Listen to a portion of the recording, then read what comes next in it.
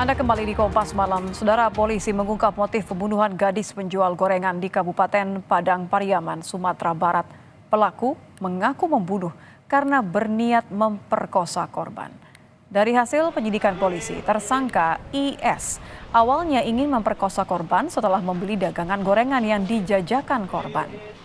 Tak hanya itu, aksi keji pelaku berujung membunuh korban. Pembunuh gadis penjual gorengan ini kini dijerat pasal pemerkosaan dan pembunuhan dengan ancaman maksimal hukuman mati atau seumur hidup.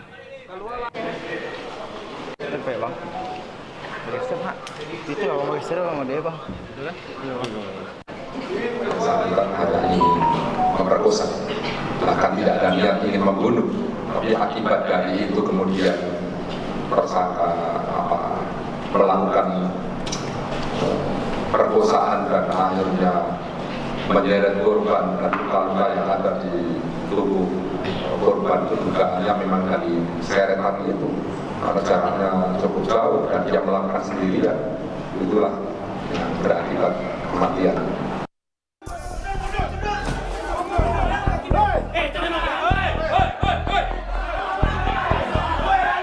11 hari buron, tersangka pelaku pembunuhan gadis penjual gorengan di Kabupaten Padang Pariaman, Sumatera Barat akhirnya ditangkap Kamis sore. Polisi dan warga terpaksa menjebol plafon untuk menangkap pelaku yang ternyata bersembunyi di atas loteng. Tepat tadi jam 3 sore, kami berhasil mengamankan dan menangkap tersangka yang sampai saat ini dicari. Apa masih ada dugaan pelaku yang lain dan? Kami kembangkan nantinya, hasil lakukan pemeriksaan. Oke, terima kasih ya. Makasih dan. Upaya tersangka IS untuk bersembunyi terungkap berkat laporan warga yang melihat sosok pelaku memasuki sebuah rumah kosong. Ratusan warga yang mengetahui adanya penangkapan pelaku ikut datang mengepung di luar rumah kosong. Warga sempat meluapkan emosi terhadap tersangka pelaku. Rasa-rasanya di rumah ini kan tinggal. Ada teman kita duduk nongkrong sini dua. Coba minta kunci rumah ini, kita geledah rumah ini. Tahun kita buka rumah ini terkunci dalam. Sudah terkunci dalam, kita buka. Ada kelihatan jejak kaki lari. Jam sebentar inilah. Jadi kita panggil warga, terus kita gerbek rumah ini. Ternyata memang betul dari dalam. Tim Polres Padang Pariaman terus mengusut pengakuan tersangka, termasuk memeriksa kemungkinan tersangka lain yang berperan membantu pelaku saat buron. Tim Liputan Kompas TV Padang Pariaman, Sumatera Barat.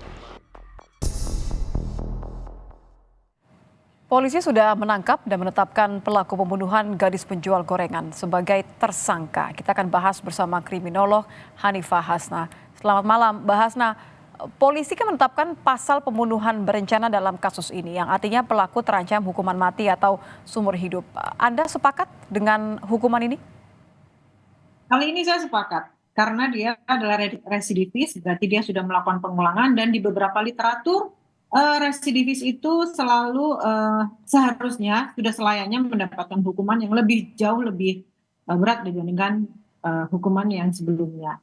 Nah, dalam kondisi ini berarti yang harus kita ketahui atau kita pikirkan adalah kenapa hal ini terjadi. Padahal di penjara itu mereka kan mendapatkan pelatihan dan pembekalan, baik pembekalan untuk kondisi pribadi mereka, kekuatan mental mereka, terus secara spiritual maupun kemandirian ketika mereka berada di masyarakat. Namun ternyata dengan pembekalan seperti ini belum cukup baik untuk membuat mereka menjadi pribadi yang ada di masyarakat menjadi lebih baik.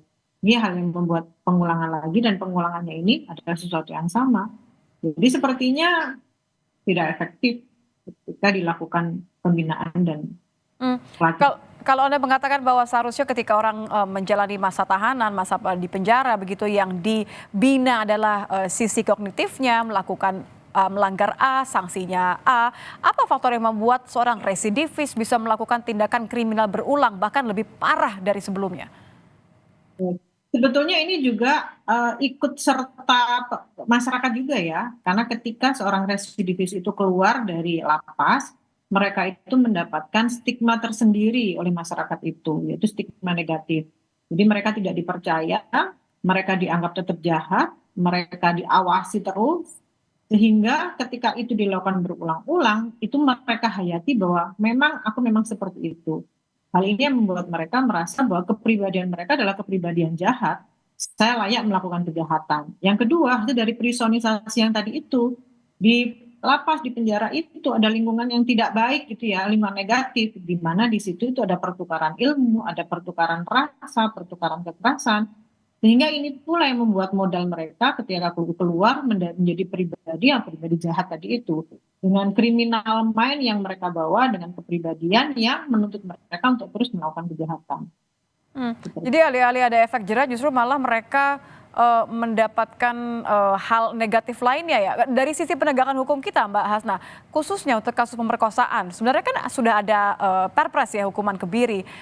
Anda melihat bagaimana seharusnya penegakan hukum kita?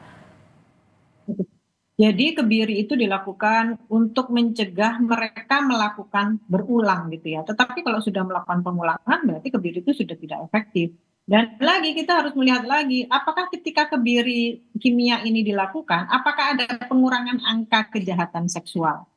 Karena mungkin yang dikurangi adalah libido si pelaku yang sebelumnya. Tetapi bagaimana dengan masyarakat atau calon-calon orang yang akan melakukan kejahatan?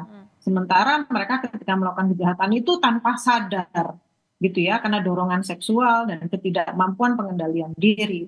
Jadi alih-alih melakukan kebiri kimia tadi itu, kalau kita tetap tidak melakukan upaya preventif, maka angkanya akan tetap melonjak.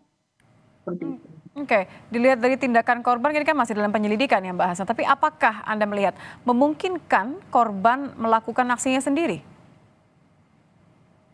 Kalau ini saya nggak bisa berkomentar ya, karena tetap harus dilihat dari pengakuan atau konferensi pers dari kepolisian itu sendiri. Karena kan kita tidak bisa menuduh gitu ya. Ini juga kan baru tertangkap, terus dia masih pernyataannya juga berubah-ubah. Nah, kita tunggu saja sehari 2 hari, semoga polisi bisa menentukan apakah ini dilakukan sendiri atau tidak. Dari pola pikir paling tidak ya, ini kan kita mencoba untuk melihat bagaimana pelaku memang memiliki niat untuk memperkosa. Ini memang menargetkan atau melakukan secara acak saja? Sebetulnya kalau menargetkan itu karena dia tahu sumber daya si korban. Jadi ketika seseorang mau melakukan kejahatan, terutama perkosaan itu, sebetulnya kan dia tahu tujuannya siapa gitu ya. Tujuannya adalah orang-orang yang bisa diketahui dan bisa dipelajari gitu. Yang kedua, tujuannya untuk apa? Jelas-jelas dia tidak mengambil harta, tapi dia memang untuk melaksanakan nafsunya. Yang ketiga, sumber daya atau kekuatan, baik kekuatan dirinya maupun kekuatan si calon korban itu. Jadi yang terakhir adalah bagaimana caranya dia menghindari hukuman.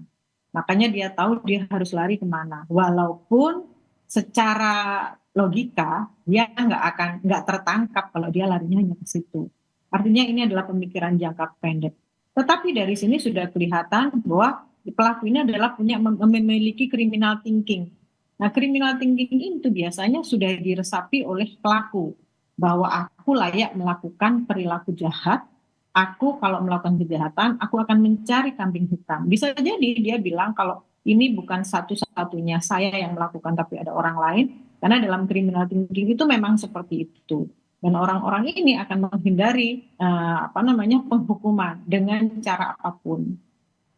Jadi justru mulai ada kemungkinan bahwa kalau pelaku terbukti tidak sendirian sebelum melakukan aksinya, ini adalah bagian dari rencana pelaku untuk menyeret orang lain dalam perencanaan pembunuhan ini? Bisa jadi demikian, karena tadi itu criminal thinking itu salah satu cirinya adalah mereka tidak bertanggung jawab, menyalahkan orang lain dan berdarah dingin. Mereka tidak punya empati, tidak punya simpati. Jadi kepada siapapun dia bisa melakukan, dengan siapapun yang mereka seret untuk membuat jejaring gitu ya, membuat dia tidak menjadi salah sendiri gitu. Nah, criminal thinking ini yang mereka kembangkan dari awal mereka mendapatkan personisasi itu sampai dia mendapatkan stigma masyarakat yang negatif. Oke, baik. Terima kasih Mbak Hasna sudah bergabung bersama kami di Kompas Malam. Kriminolog Hanifah Hasna, selamat malam.